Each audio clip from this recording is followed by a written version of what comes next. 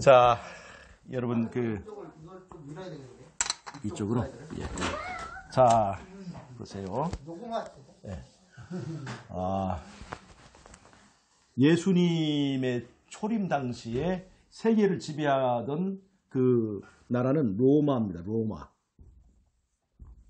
계시록 12장에 나오는 붉은 용이죠. 용입니다. 로마는 용입니다. 이 당시에 로마가 세계를 지배하고 있을 때 이때의 이스라엘은 로마의 식민지였습니다. 이스라엘. 그렇죠? 이 로마 제국 위쪽에 이때 여기에 게르만족이 있었습니다. 게르만족은 유목민족이에요. 정착하지 않고 여기저기 떠들어다니는 유목민족이죠.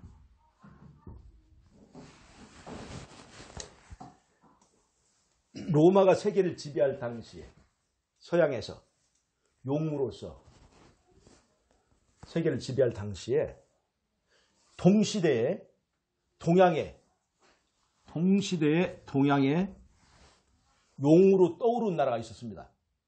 그게 뭐냐면 한나라예요. 한나라. 중국이죠. 이때부터 한나라 때부터 중국에 여러 나라가 있잖아요. 이때부터 중국이 자기 나라를 용이라고 표현하기 시작했습니다. 그러니까 재미있는 것은 로마 제국이 성경에서 그걸 용이라고 하는데 이 용이 서양의 세계를 지배하고 있을 때 동시대에 또 한 마리의 용이 등장했어요. 그게 바로 한나라 때예요. 이 한나라 때 식민지로 있었던 나라가 고조선이에요. 우리 한민족이에요. 동시대에 용의 나라의 식민지로 있었어요. 근데 이스라엘과 고조선은 재미있는 공통점이 있어요. 다 똑같이 배그민족이에요. 배그민족. 세마포. 이 세마포가 성경에 나오는 세마포죠. 그 세마포가 바로 이게 모시옷과 같은 그런 건데 흰옷이에요. 우리나라도 뭐예요? 배그민족이라고 그러죠. 다 똑같이 배그민족이에요. 그다음 우리나라의 꽃이 뭐예요? 무궁화죠. 이 이스라엘에서 굉장히 존중하고 그다음에 많이 피는 꽃이 뭐냐면 그게 샤론의 장미인데 그것이 바로 무궁화예요. 무궁화. 재밌는 거죠. 이 무궁화의 특징이 뭐냐면 피고 지고 또 피는 계속 그 꽃이 탐스럽다기보다도 끊임없는 생명력이 있어요. 무궁화. 자, 그런데 이스라엘과 이 고조선, 우리 조선 민족의 풍습을 보면 비슷하게 많습니다. 이스라엘에 고난받은 것도 있지만 그것도 있어요. 자, 먼저 뭐냐면 보름 문화. 6월절이 언제 있어요? 음력? 정월보름이죠. 정월보름. 이 정월보름이 바로 6월절이죠. 정월보름. 우리나라도 정월보름을 지키는 습관이 있습니다. 우리가 동짓달에 피바름과 그것도 비슷하고, 그다음에 정월보름에 이제 찬밥 먹고, 그다음에 나물 먹고. 여기 6월절에 뭐 해요? 그다음에 무교병. 누룩이 없는 특별하게 평소와 다른 그 음식을 먹고, 그리고 쓴나물 먹어. 쓴나물. 비슷하죠. 그 다음에 그 시즌 정월달 있잖아요. 정월보름. 그 다음에 여기는 7월 보름에 초막절이에요. 초막절. 이게 우리나라 추석과 같은 거. 우리는 뭐예요? 8월 보름이죠. 8월 보름. 이 보름 그 문화가 있어요. 음력을 쓰면서 음력. 비슷한 것도 있죠. 그 다음에 이스라엘도 남북으로 갈라졌고 이 고조선 민족도 나중에 지금 현재 남북으로 갈려져서 있고 외국에 침입을 많이 받. 지금 그러니까 남북으로 갈려졌다는 거가 팔레스타인 이스라엘하고 이렇게. 예전에 북방 이스라엘, 남방 유다로 갈려져 있는 역사가 있었고, 우리나라는 지금 현재 남북으로 좀 갈려져 있는 역사가 있고 비슷한 것이 있습니다. 그다음에 그 한이 많은 그런 민족이에요. 여기에 침입도 많고, 그래서 우리나라의 그 노래와 이 아리랑이나 이런 노래와 저쪽에 있는 그 히브리 민족의 그 민요를 들어보면 비슷한 한이 있는 그 노래죠. 자, 보세요. 한나라 세계를 지배할 때 이쪽 북방에 뭐가 있냐면 유목민족 흉노가 있었습니다. 흉노. 패턴이 아주 비슷하지 않습니까? 이때에 즉 로마가 세계를 지배하고 한나라가 이 동양을 제패하고 있을 때 로마의 사신이 중국에 연결되어서 처음으로 이 로마와 중국이 교류를 갖기 시작했습니다. 이런 판도에 있을 때 예수님께서 소림하셨고, 그때부터 이 로마 제국의 네트워크를 통해서 복음이 전파되기 시작했습니다. 예수님께서 마태복음 24장 14절에 뭐라고 말씀하셨냐면 이 천국 복음이 땅끝까지 전파되고 증거되어야 그때 세상이 끝이 오리라고 그렇게 했어요. 자, 이 로마 제국이 세계를 다스리던 이때, 그리고 이스라엘이 식민지로 있을 때 복음이 전파되기 시작해가지고 이 복음이 어떤 쪽으로 갔냐면 서쪽으로 갔어요.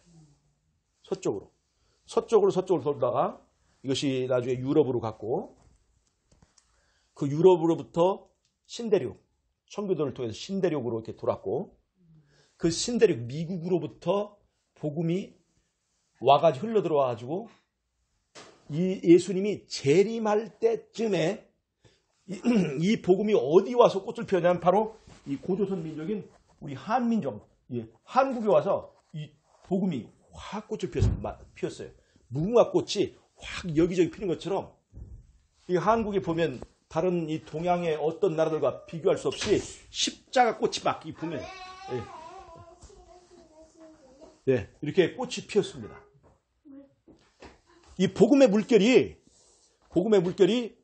확 서쪽으로 돌아가지고 큰 물결이 돼가지고 이것이 한국까지 와서 확 도달했는데 거기서 복음이 장애물을 만나고 딱 갇혀졌습니다.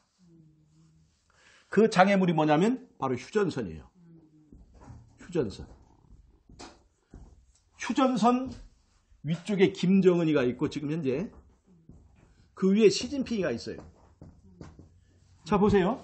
복음의 물결을 가로막고 있는 두 장애물, 두 적대 세력이 바로 김정은과 시진핑입니다. 자, 보세요. 로마 제국이 세계를 지배하다가 그 다음에 계시록 13장에 보면, 즉 계시록 12장에 보면 로마 제국이 등장합니다.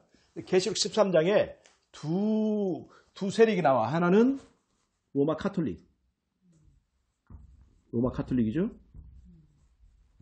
계시록 13장 바다에 나온 짐승.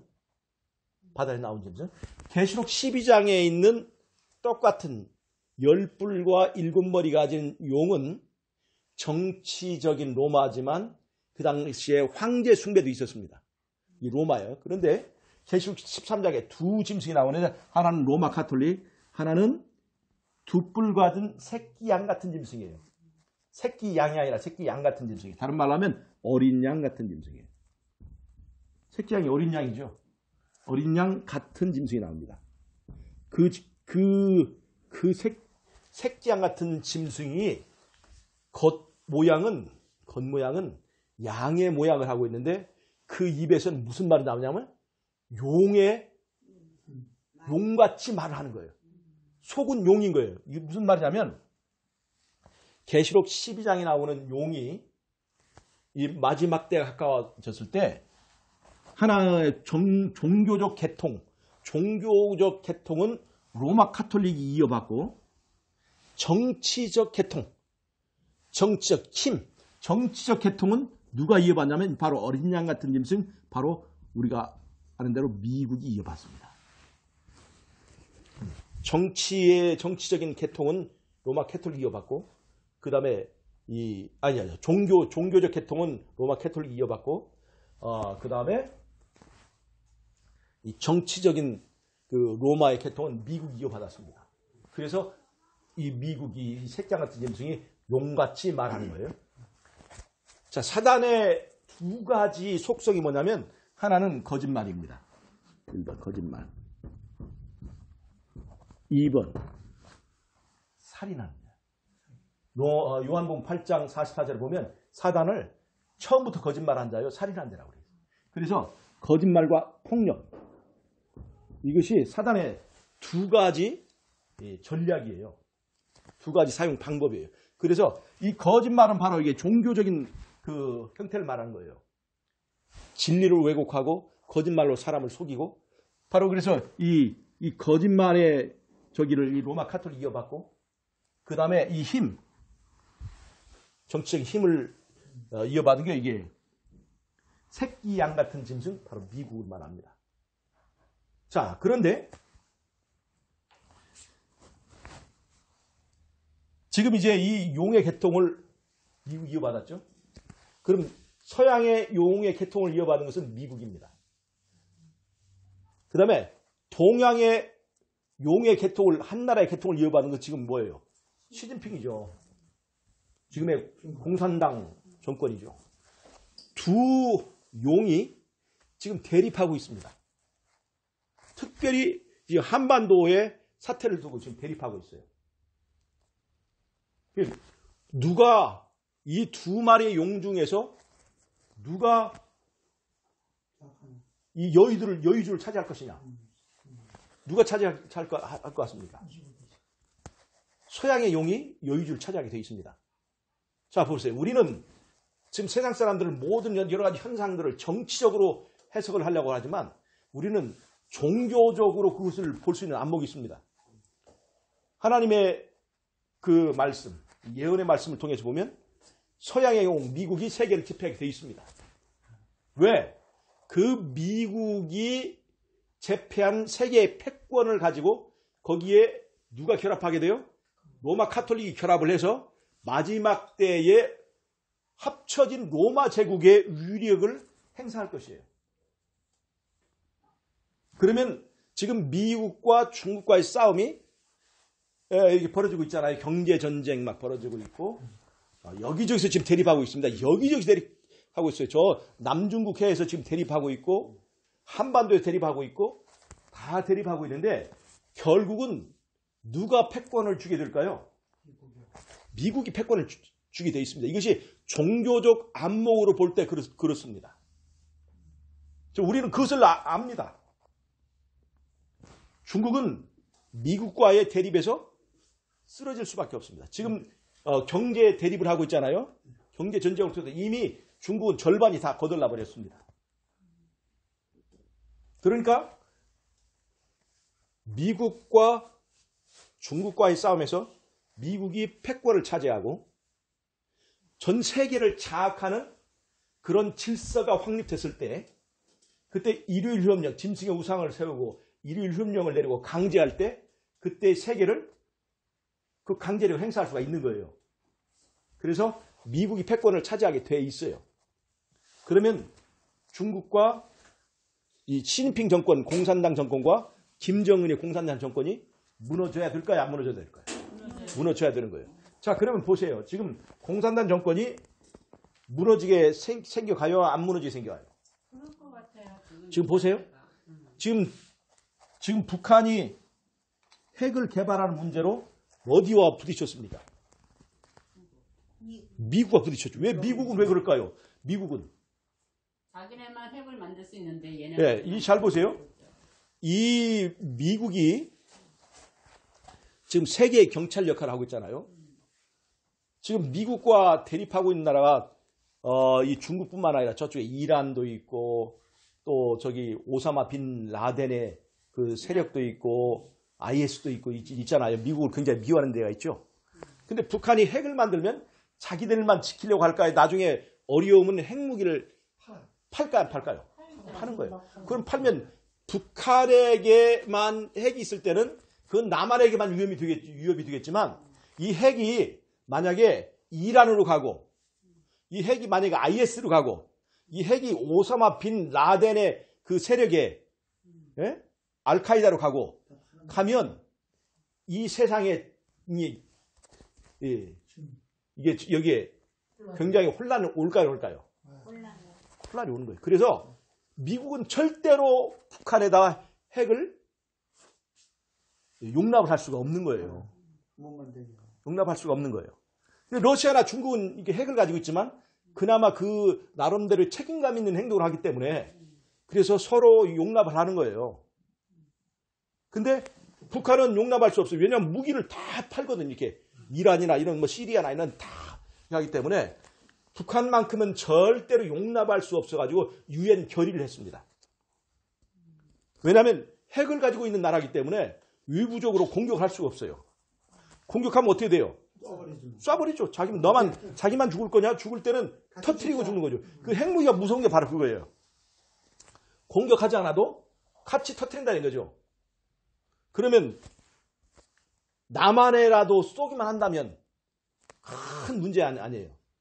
죽더라도 큰 문제 생기죠. 일본에서 한 막 쏘고 죽으면 아니 쏠 기회를 잃어버리고 자기네 있는 데서 터트려버려 그냥 가지고 있는 걸 터트려버려. 그럼 그 방사능 때문에 얼마나 큰 문제 생기겠어요. 그런 핵무기의 위협 때문에 미국이 함부로 공격을 못하는 거예요. 그래서 유엔 제재를 해가지고 뭐가 있냐면 경제 제재를 했잖아요. 이 북한하고 거래하지 못하게 만들었어요. 거래하지 못하게. 사고 팔지 못하게 만들어놨어요. 미국이. 그런데 정권이 유지가 돼야 안 돼요. 지금. 자 보세요. 지금 북한에서는 배급이 끊어졌습니다. 배급이 어디 있냐면 평양 시내에만 배급이 줄어져요. 평양 외 지역은 배급이 없습니다. 그럼 많은 사람이 굶어 죽었습니다. 몇백만 명이 굶어 죽었어요. 배급으로 살던 사람들이 배급이 뚝 끊어지니까. 그럼 그 사람들이 농사진 거 먹으면 되지 않나 하지만 농사진 건 다 걷어가요.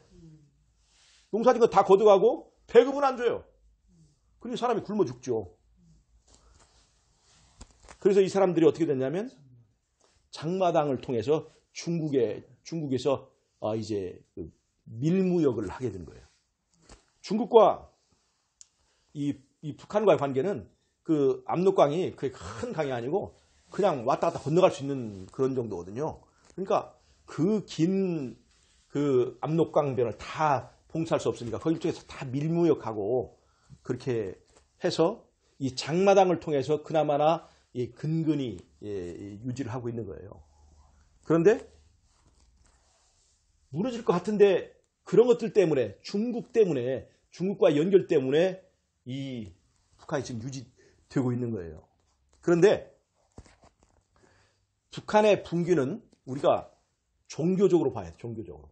근데 왜 그러냐면 북한은 하나의 국가 이전에 하나의 종교 단체예요. 김일성 종교.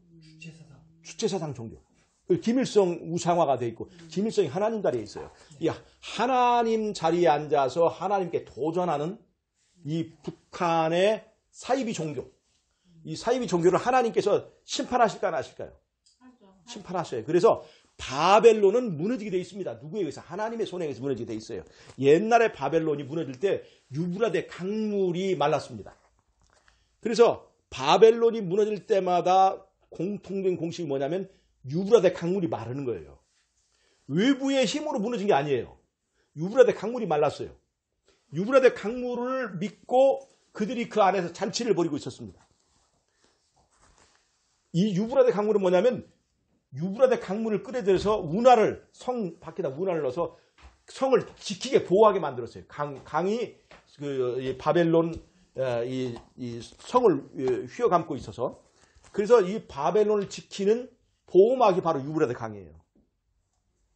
근데 고레스가 어떻게 했어요? 유브라데 강물을 저쪽에서 막아가지고 강물이 다른 데로 가게 해서 강물이 마른 다음에 그 다음에 특공대를 투입을 해가지고 가보니까 전부 다 술 먹고 다 뻗어 있어가지고 무혈 입성을 하게 됐다는 거 아닙니까? 그러니까 유브라데 강물이 말라서 무너지게 된 거예요. 근데 이것을 북한의 경우에도 적용하면 굉장히 비슷한 것이 있습니다. 지금 북한이 철의 장막을 치고 아무도 들어오지 못하게 지금 막고 있잖아요. 그런데 북한을 지키는 것은 뭐냐면 바로 북한의 군대입니다. 군대. 선군 정책을 쓰고 있잖아요. 근데 지금 이 주민들이 말이에요. 다 굶어 죽게 생겼어요. 더군다나 이번 코로나 사태로 인해서 국경을 완전히 철폐했어요. 사람들의 왕래가 이제는 불가능하게 국경을 완전히 닫아버렸습니다.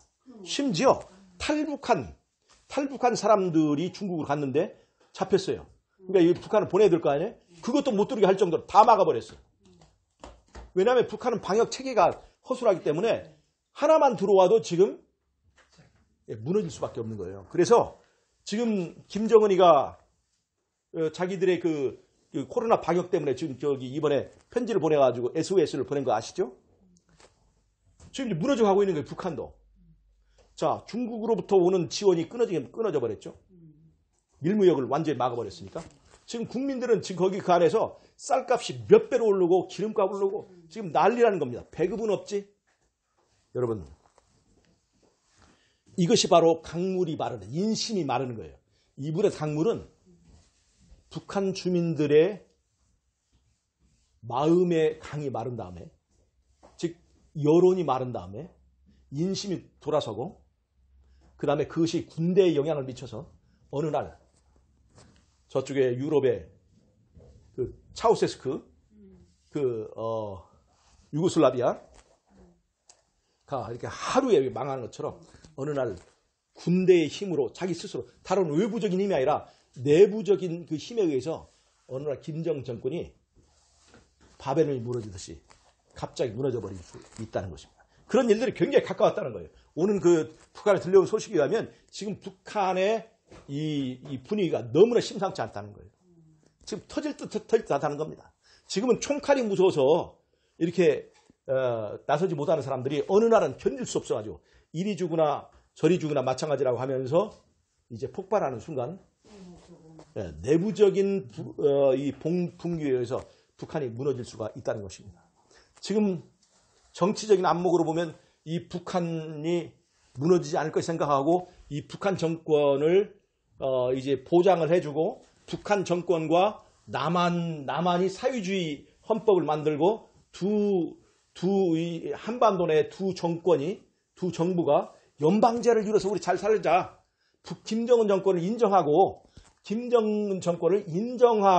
함께 살자. 이렇게 하는 정책을 지금 우리나라의 주사파 정권이 지금 이렇게 그것을 추진하고 있습니다. 말이 안 되죠. 예, 그런데 우리가 다른 자본주의 정권, 사회주의 정권, 심지어 공산주의 정권과도 우리가 함께 할 수 있는 근거는 있지만 이 김정은 정권은 공산주의, 사회주의를 논하기 전에 나만 살겠다는 독재주의자고 이거는 전제주의, 자유가 없고 인권이 없는 그런 전제국가이기 때문에 김정은 정권하고는 함께 할 수가 없게 돼 있어요.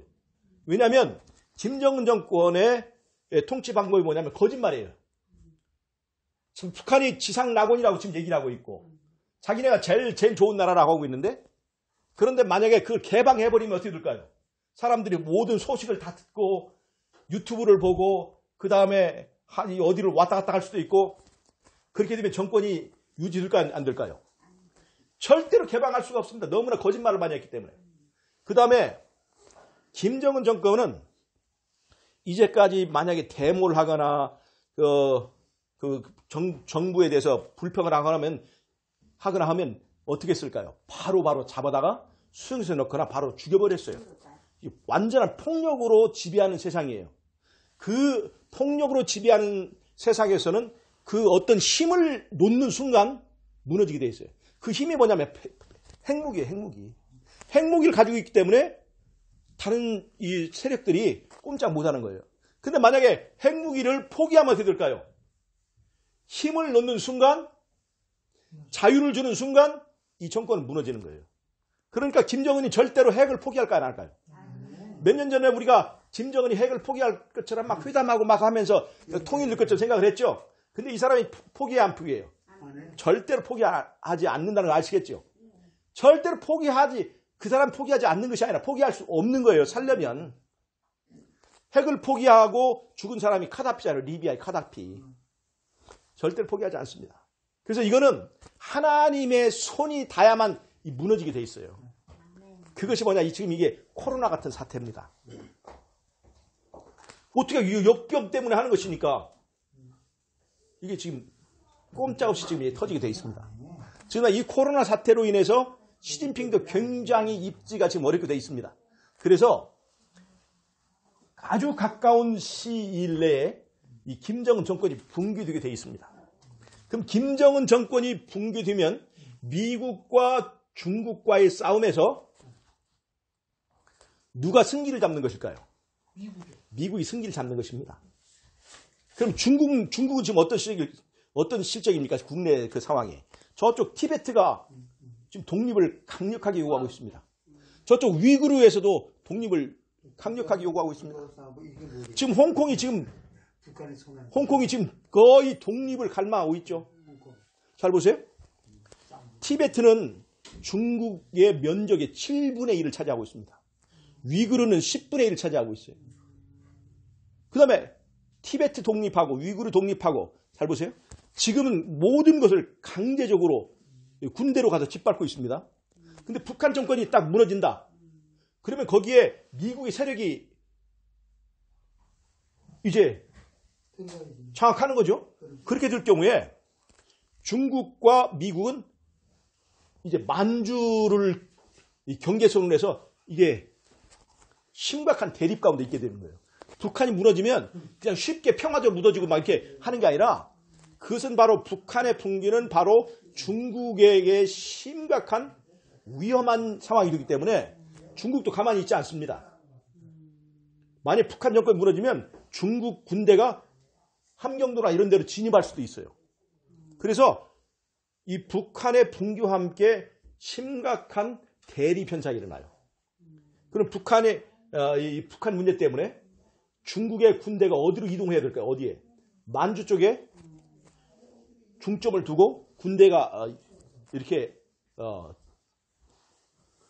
집중을 해야 될 필요가 있어요. 그러면서 저쪽 반대편에 있는 이런 경계가 소홀한 틈을 타고 그 다음에 미국이 카톨릭과 결합을 해가지고 그 티베트나 위구르의 독립운동을 이렇게 지지해주는 것을 통해서 어느 날 시진핑의 공산당 정권이 붕괴하게 되는 거예요.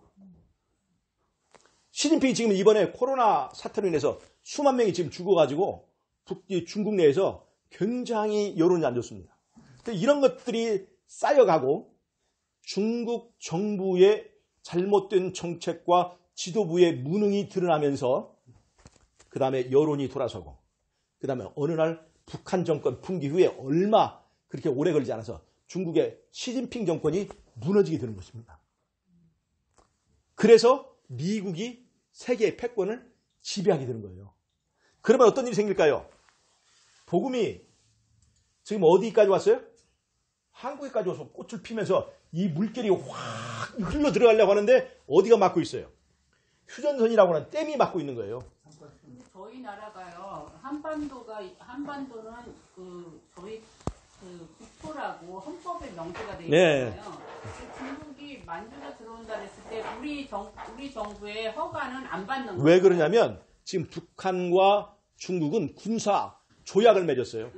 여기에 유사시에 어떤 문제 생기면 바로 군대를 이게 보낸다고 하는 조약을 맺었어요. 그래서 그런 것들 때문에 그런 근거로 이 대립이 되는 거예요. 남한은 미국과 조약이 있고 북한은 이제 중국과 그런 조약이기 때문에 이게 북한의 붕괴는 심각한 문제를 이야기하게 돼서 굉장히 혼란에 빠지게 됩니다. 우리 정부하고는 아무런 상관없이 그냥 들어온다는 거예요? 그럼요. 예, 그렇게 됩니다. 우리나라 왜냐하면 자기네가 굉장한 국제 정세와 관련된 굉장한 이익에 관련되기 때문에 그렇게 개입하게 되어 있습니다. 어떻든 간에 이런 방식으로 흘러가면서 중국에 만약에 옛날에 그 소비에트 연방이 각 나라들이 독립하면서 그냥 해체된 것처럼 작은 소수민족들이 이렇게 독립하기 시작하면 중국은 이렇게 붕괴된다는 겁니다. 중국이 붕괴되고 북한이 붕괴되고 중국이 붕괴되면서 이 보가 터지면 그 다음에 어떻게 될까요? 이 복음의 물결이 어떻게 될까요? 흘러 들어가는 거예요. 중국이 무너지기만 하면 중국의 옛날에 그 비단길, 실크로. 예, 실크로드, 또 초원길. 옛날에 비단길, 초원길을 통해서 저쪽 티베트까지 다 이렇게 이 상인들의 그 무역로가 있잖아요.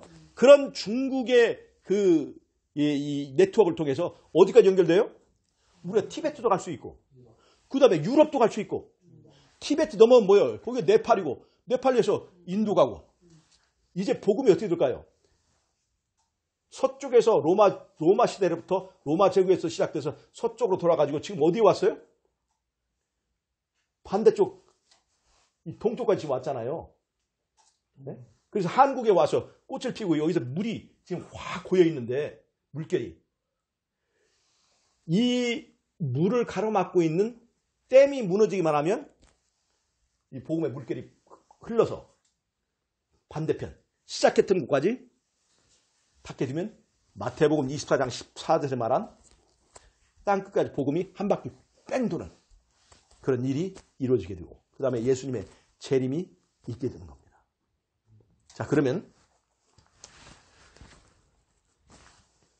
자, 이제 복음이 막 전파될 그런 상황이 지금 놓여있죠.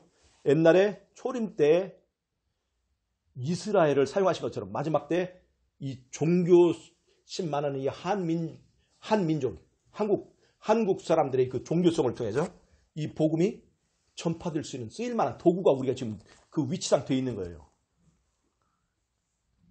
그러면 북한이 열리고 중국이 열릴 때 복음을 전파해야 되겠죠. 마지막 한 바퀴를 돌아야 되겠죠. 그 한 바퀴를 돌도록 복음이 전파되어야 될 그 시점이 될 때 하나님께서 우리에게 무엇을 주실까요? 성령을 주시는 거예요. 오순절 당시에 성령을 왜 주셨어요? 복음을 땅끝에 전파하도록 그 일을 시작하도록 주셨어요. 지금의 우리에게 주신 늦은비 성령은 무엇을 주실까요? 복음이 땅끝까지 전파되는 것을 마칠 수 있도록 마무리하는 성령을 주실 거라 이 말이에요.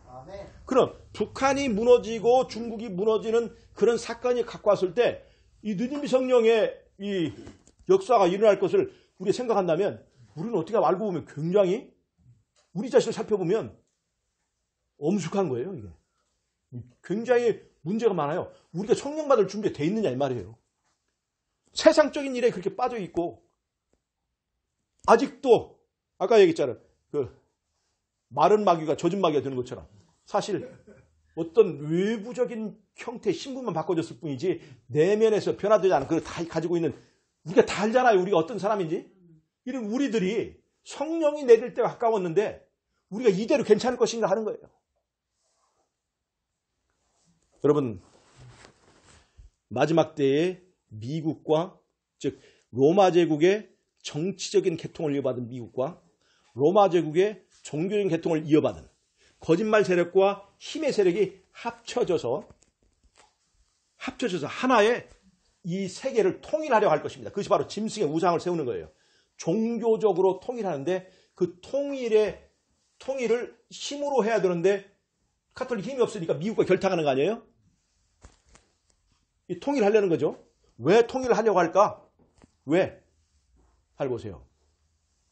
지금 예수님께서 1844년부터 시작된 심판을 진행하고 계시죠. 그 다음에 그 심판의 내용 중에는 뭐냐면 나라를 찾는 것입니다. 나라. 에덴 동산에서 잃어버린 나라를 합법적인 나라를 찾는 거예요. 다니엘서 7장에 나오죠. 나라를 받는 게 나오죠. 나라를 합법적인 나라의 권리를 찾아야 예수님께서 이 땅에 오셔서 그 백성들을 데리고 가는 거예요. 자, 그래서 예수님이 하늘 성소에서 그 나라를 받고 있습니다. 근데 사단은 예수님의 나라, 에덴 동산이 회복되면 자기는 어떻게 돼요? 끝장인 거예요. 그래서 이 땅에서 사람들을 완전히 하나로 연합시키고 통일시켜가지고 뭐를 하려고 할까요? 예수님의 재림에 대하여 예수님의 왕으로 등장하고 이렇게 오시는 것을 반대하는 거예요. 반대. 우리는 예수님을 원하지 않는다고 일치된 소리를 내서 예수님의 재림을 거절하려고 하는 거예요. 거절. 잘 보세요, 여러분. 하늘에서 전쟁이 일어나서 사단이 쫓겨났죠. 사단이 쫓겨났는데 사단을 바로 죽일 수 있었지만 왜 죽이지 않았어요? 사단의 거짓말의 진상이 드러나지 않았기 때문에 그 사단의 진상을 드러내고 그 다음에 하나님의 말씀의 능력, 하나님의 율법, 하나님의 법이 자유를 주는가 낙원을 만든가 하는 것을 입증하셔야 될 필요가 있었어요. 그래서 잘 보세요. 그 다음에 한 일이 뭐냐?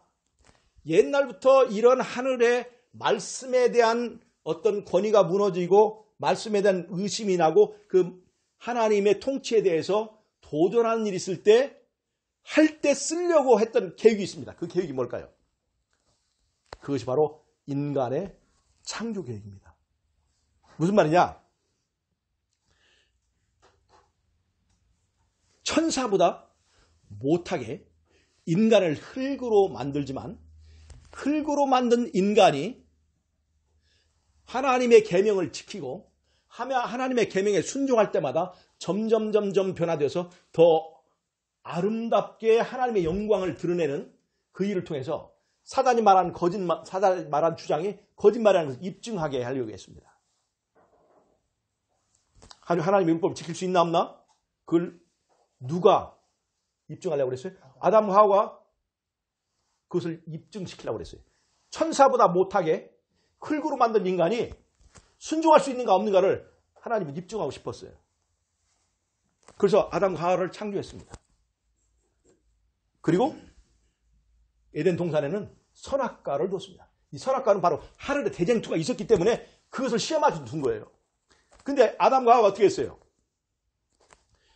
예수님이 왕인 것을 부정해버렸어요. 우리는 예수님을 왕으로 인정할 수 없다 했어요. 선악과를 따먹는 것을 통해서. 하나님 계명에 순종할 수 없다. 그 말은 예수님을 왕으로 인정할 수 없다는 얘기예요. 그래서 이 땅에 대한 주도권이 누구에게 넘어갔어요? 사단이 넘어간 거예요.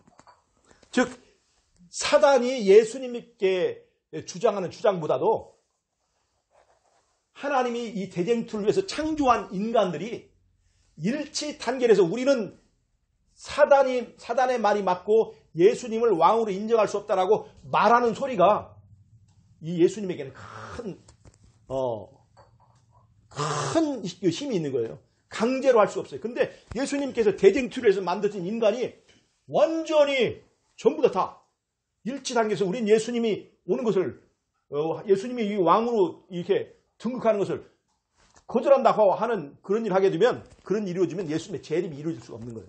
그래서 마지막 때 사람들을 하나로 다 통일시키고 연합시키기 위해서 마지막에 이 거짓말 대마왕과 또 힘의 대마왕이 합쳐가지고 둘이 마지막에 바벨론이라고 하는 커다란 제국을 이제 수립하게 되는 것입니다. 그것이 바로 짐승의 우상을 세우고 그리고 짐승의 표를 받도록 강요하게 되는 거예요. 그래서 이 짐승의 표를 받지 않으면 먹을 것이 떡을 구할 수가 없게 되는 거예요. 그리고 심지어 죽이기까지 하게 되는 거예요. 그래서 이 땅에 예수 믿는 사람, 진짜 예수님의 통치를 찬성하고 예수님을 영접하는 사람이 하나도 없게 만들어서 예수님이 이 땅에 오실 때 예수님을 영접할 성전이 준비가 돼요. 그게 뭐냐면 그 14만 4천입니다. 14만 4천이 옛날에 지성소가 정사각형이죠. 이 14만 4천도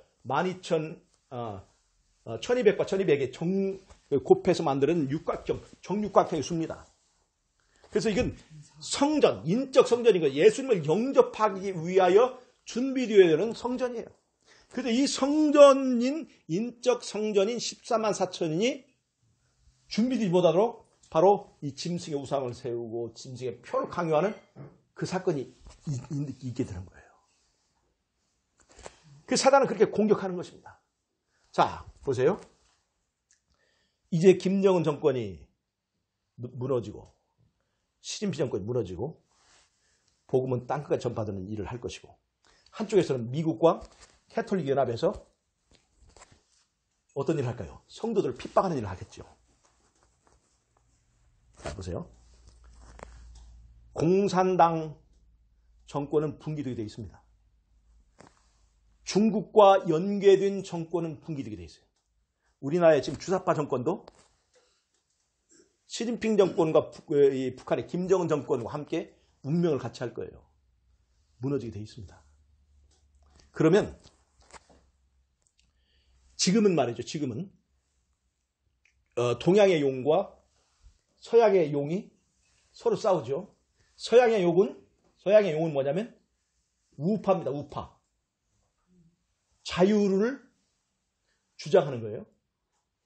동양의 용 중국, 이 공산당 정권은 뭘 주장하는 거예요? 평등을 주장합니다. 사유주의를 주장하는 거예요. 그래서 좌우의 대립이, 사실은 좌우의 대립인 거예요. 우리나라 지금 좌우가 지금 대립하잖아요. 진보와 보수. 좌우가 지금 싸우는 거예요. 누가 고르냐. 그런데 마지막에 좌편향된 이 정권들이 다 무너지게 돼 있습니다. 그럼 우파가 세상을 접게 돼 있어요. 그러면 공산당 정권이, 북한 공산당 정권과 미국 공산당 정권이 무너지면서 좌편향 정권, 좌파가 다 무너지게 돼 있어요. 자, 그럼 무너지면 좌우의 대립이 끝납니다. 이 우파가 이제, 우리나라 같은 경우도 이제까지 우파가 지배하다가 지금 좌파가 지배하면서 굉장히 지금 반발하고 있잖아요. 이번에 우파가 세력을 잡으면 완전히 다시는 이제 뺏기지 않고 해서 강력한 일을 할 거예요. 그럼 우파 세상이 될 겁니다. 좌우의 대립은 끝났어요. 그 다음에는 어떤 대립이 되느냐? 두 마리의 용 중에 한 마리의 세상을 지배하게 되죠. 그 다음에 나머지 결승전이 뭡니까? 어린 양과 어린 양 같은 세력의 대립입니다. 이것이 선악간의 대쟁투고 이것이 마지막 때 아마겟돈 전쟁인 거예요. 즉 아마겟돈 전쟁으로 돌입하기 위해서 좌파와 우파의 싸움은 끝나게 되어 있습니다. 아마겟돈 전쟁으로 돌입할 때에 그 핍박을 받는 사람 누굴까요? 하나님의 계명을 지키며 예수의 증거를 가진 무리들이 핍박의 대상이 될 거예요. 여러분 잘 보세요.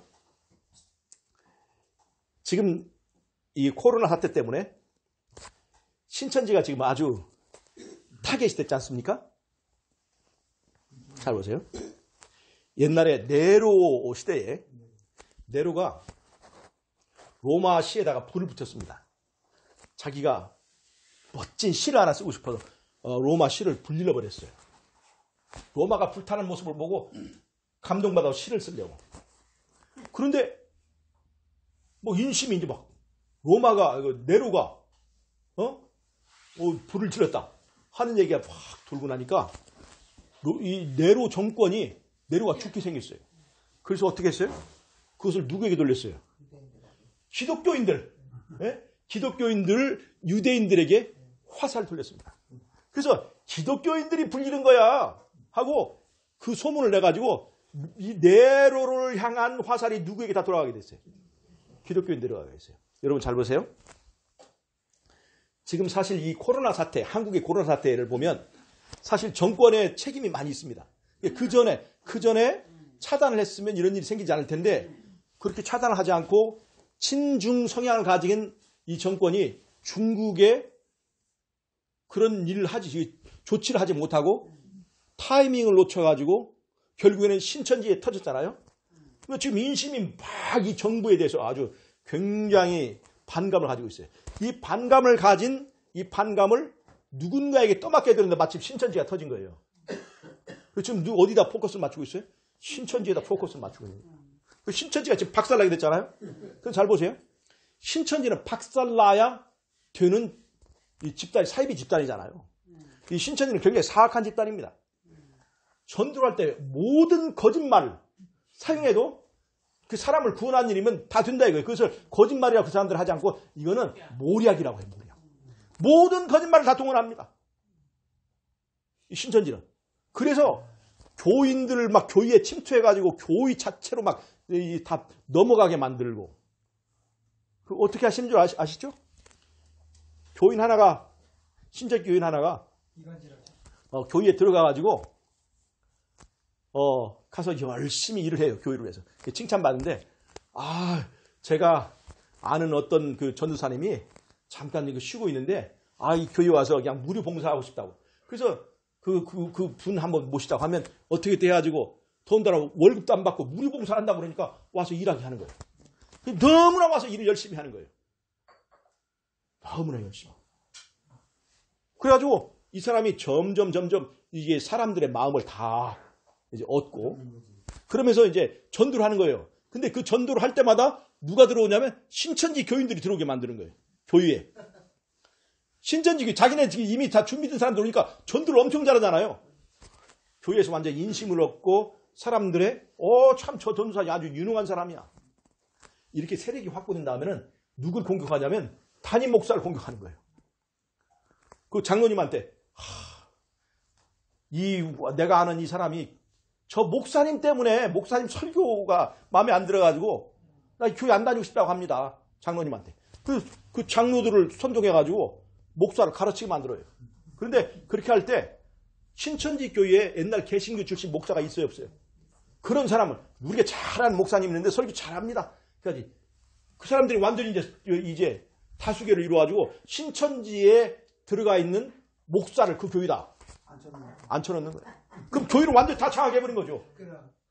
그게 산옮기 작전입니다. 완전히 거짓말, 모략으로 전도를 하는 거예요. 근데 나중에 그 사람들이 뒤늦게 깨닫나요?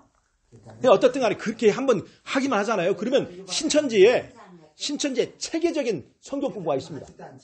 신천지에 체계적인 아주 설득력 있는 굉장한 설득력 있는 그 성경 공부를 하게 되면 다 세뇌되게 돼 있어요. 그러니까 성경을 평소에 진지하게 연구하지 않은 사람들에게는 신천지 성경 공부가 먹히게 돼 있습니다. 그렇게 다 넘어가는 거예요. 그러니까 신천지는 아주 비인간적인 일을 합니다. 사람들, 청년들을 일자리에 취직시키고 그만두게 만든 다음에 실업급여를 타게 만드는 거예요. 그럼 실업급여를 전부 다 신천지에서 다 그걸 갈취합니다. 통장을 가지고 있습니다. 실업급여를. 그러니까 이 청년들의 모든 그것들을 이 노동력을 갈취하고 편취하고 그 다음에 전도를 못하면 벌금을 내야 되는데 110만 원을 내야 돼요. 이게 미치는 거죠. 그러니까 신천지는 비난받아야 마땅한 것이에요. 사실은 비난받아야 마땅한 건 분명히 맞는데 애초에 처음에 단지 그렇죠. 잘못 낀 자, 그럼 보세요. 마지막에 하나님의 계명을 지키며 예수의 증거를 가진 자들. 하나님의 안식일을 지키고 온전한 십계명을 지키고 일요일 휴업령이 나도 그것에 응하지 않는 사람들을 다른 말로 하면 하나님께서 흠 없게 보는 자들. 신천지들은 흠투성이잖아요. 그런데 흠 없는 백성들이 그 공격이 대상이 된다는 겁니다. 신천지는 흠이 있으니까 그 뭐 공격을 받아도 할 말이 없는 거죠. 근데 마지막 때에 이 성도들이 당하는 것은 죄가 없는데도 흠이 없는데도 그 공격을 받게 된다는 거예요. 누가 그랬어요? 욥이 그랬고 다니엘이 그랬잖아요. 흠이 없는 백성들이 당하는 시련, 그것이 바로 마지막 때의 환란이라는 것입니다.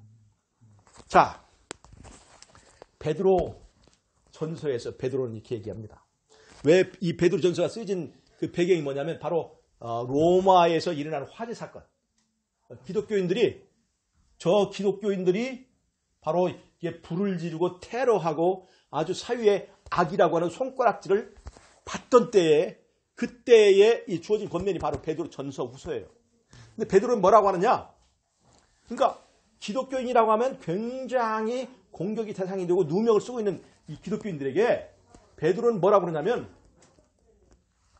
너희를 두고 손가락질하는 사람들조차라도 너희들을 흠잡을 수 없을 만큼 점없고 흠없는 행실, 즉 열매 있는 사람이 되라 그렇게 얘기했어요.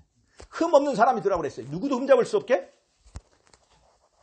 기독교인들을 지금 이 사람들은 굉장히 나쁜 놈들이라고 편견을 가지고 있는 로마인들이 볼 때도 너희들을 흠잡을 수 없도록 흠없는 사람이, 점없고 흠없는 사람이 되라고 베드로는 얘기하고 있습니다. 너희의 거듭난 것이 금이나 은이나 썩어질 것 된 것이 아니라 흠없고 점없는 어린 양의 보혈로 된 것이기 때문에 너희들이 어떤 사람이 되었느냐? 너희들도 점없고 흠없는 사람이 되라. 심지어 누구에게까지 인정받을 수 있는? 로마인들조차도 핑계할 수 없을 만큼 흠없는 사람들이라고 얘기를 하고 있어요.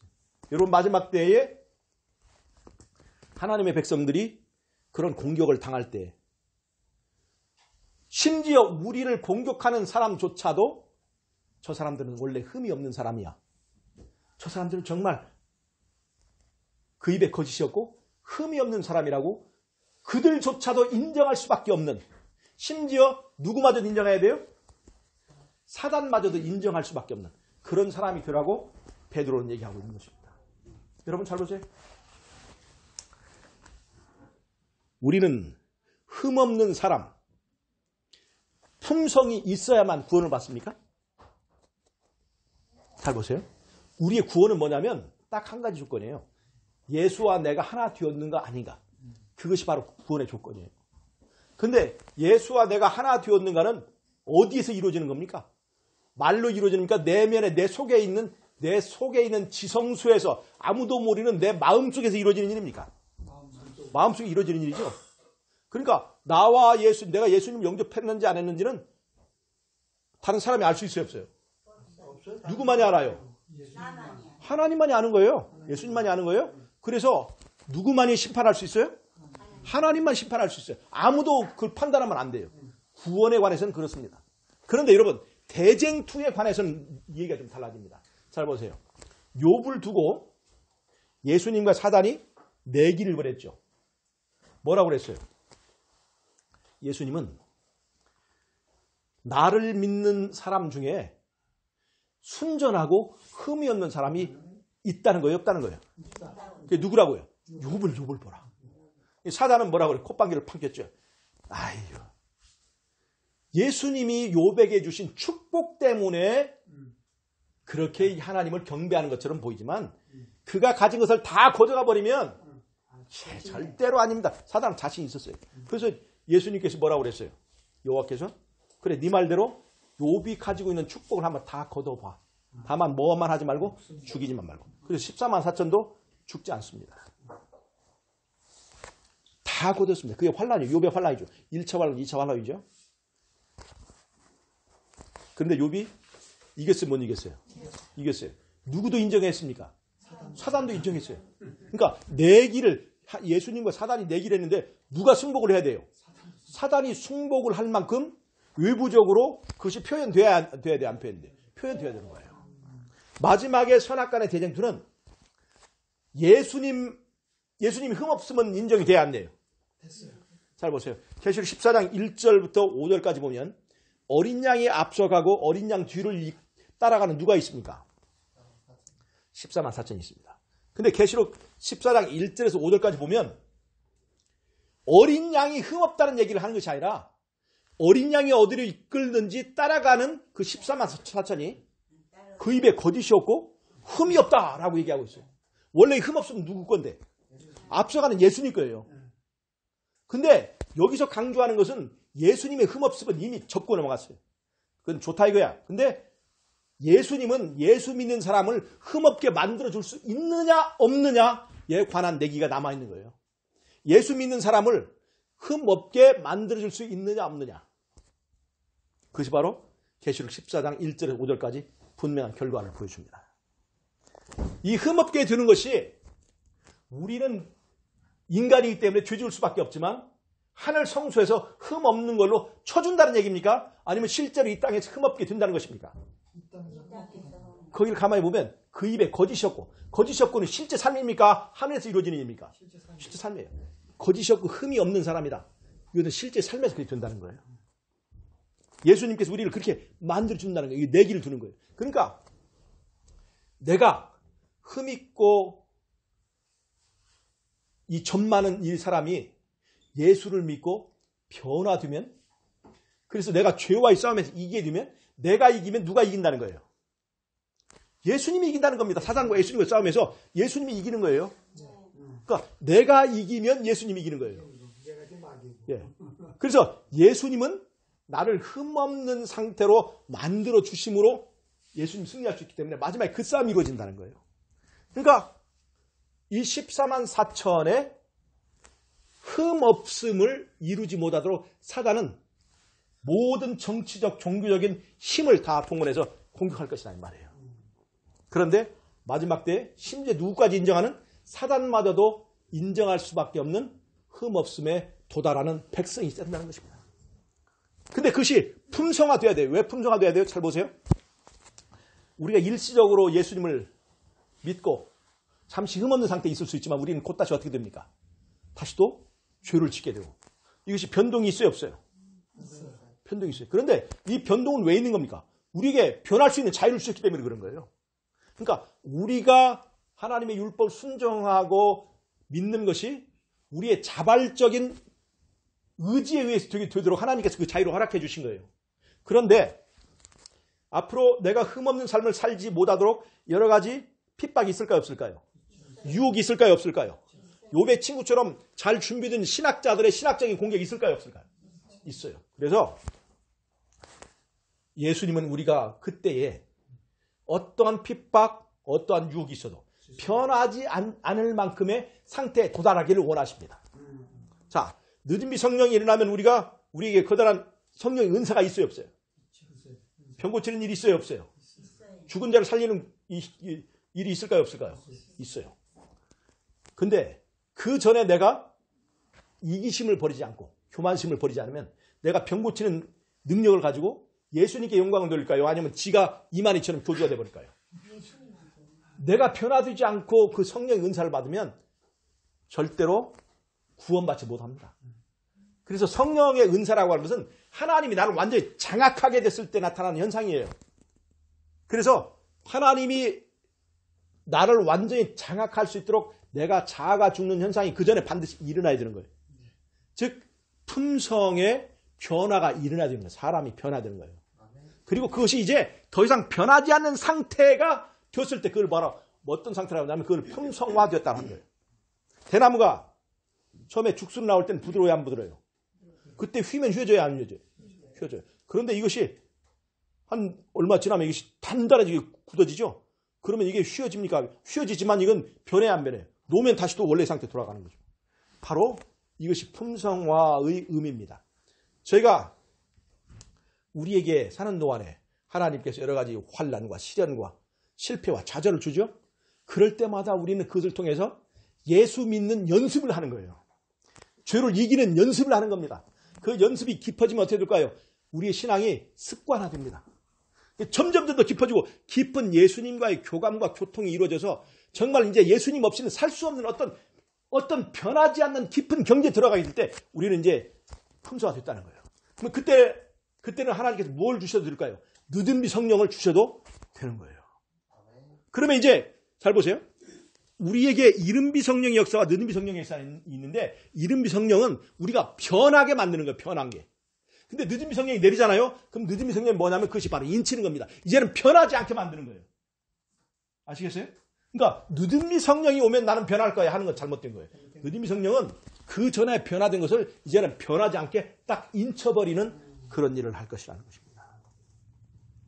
여러분, 세상이 이렇게 돌아갈 것인데 지금 우리는 이 복음의 물결을 가로막고 있는 김정은과 시진핑이 곧 무너질 것을 기대할 수 있는 시점에 와 있습니다. 성령이 이 복음의 물결과 함께 성령이 부어질 시점에 우리가 와 있다는 거예요.